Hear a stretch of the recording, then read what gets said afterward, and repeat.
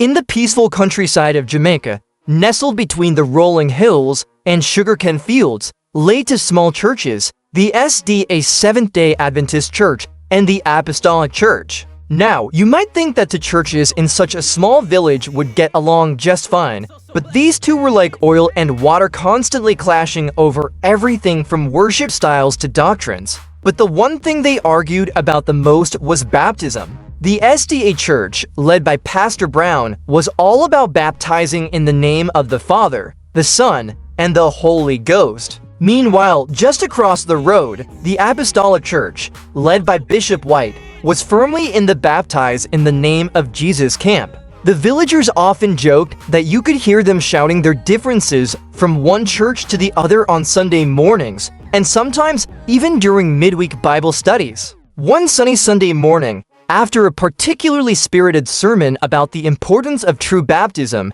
Bishop White decided it was time to put an end to the debate once and for all. He called an emergency meeting with the Apostolic congregation and declared, "We going to have a baptism competition with dem SDA over there. We going to show dem what real baptism look like." The congregation cheered and word quickly spread across the village. Pastor Brown, not one to back down from a challenge, accepted the competition with a grin.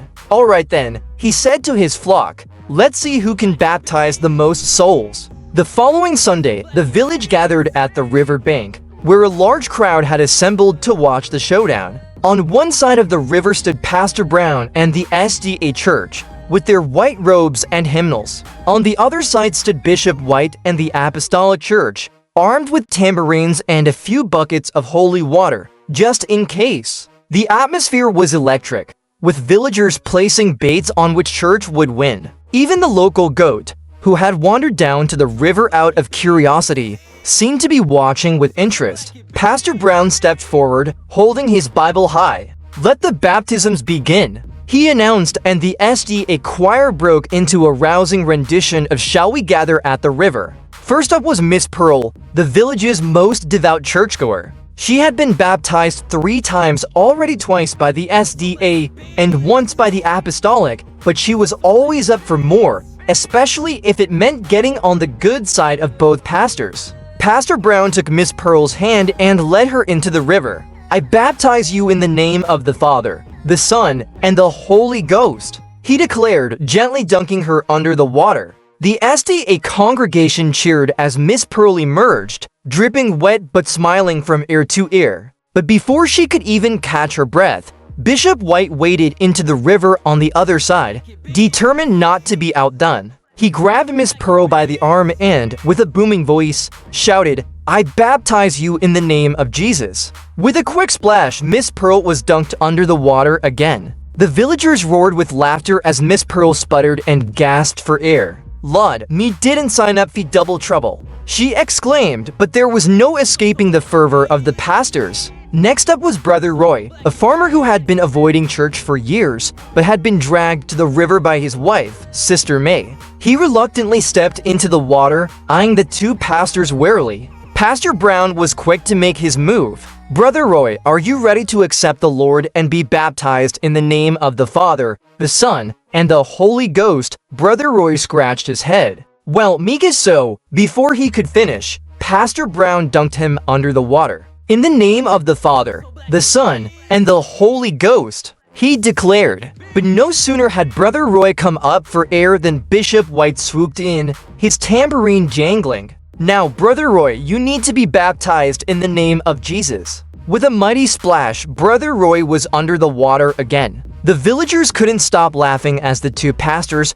went back and forth, dunking poor Brother Roy under the water. "Me going to drown before me get saved," Brother Roy shouted, flailing his arms as he tried to escape the pastor's grip. Meanwhile, Sister May was on the river bank, shaking her head and muttering, "Me tell him to come to church more often." Now look what happened. As the competition continued, the river became a whirlpool of laughter, splashing, and hymn singing. Each time one pastor dunked a villager under the water, the other was right there to do it again, determined to out-baptize the other. Finally, after what felt like hours, the two pastors were exhausted, their robes soaked and clinging to their bodies. The villagers, too, were drenched with laughter and the occasional splash of water. Pastor Brown, panting and out of breath, looked across the river at Bishop White. "Boy, me think we going to have to call this one a draw," he said, trying to catch his breath. Bishop White, equally tired, nodded in agreement. "Yeah, man, we both showed them the power of baptism. Let's call it a day." The villagers cheered, not caring who won or lost. They had just witnessed the most entertaining church service in the history of the countryside, and they would be talking about it for years to come. As the crowd began to disperse, Miss Pearl, still dripping wet, shook her head and laughed. "Well, me guess me officially double baptized now. No way the Lord can overlook me after this." Brother Roy, still wringing out his shirt, grumbled, "Next time, me stay home. Me can't take another holy dunking like that." And so, the great baptism battle of the countryside ended in a truce. From that day on, the SDA and Apostolic churches agreed to respect each other's baptism practices. They even started sharing their potluck dinners after service, because if there was one thing they could agree on, it was that nothing brought people together like good food. And every so often, when the two congregations gathered by the river for a baptism, they would laugh and remember the day when the spirit of competition turned into a splash-filled celebration of faith, fellowship, and most importantly, fun.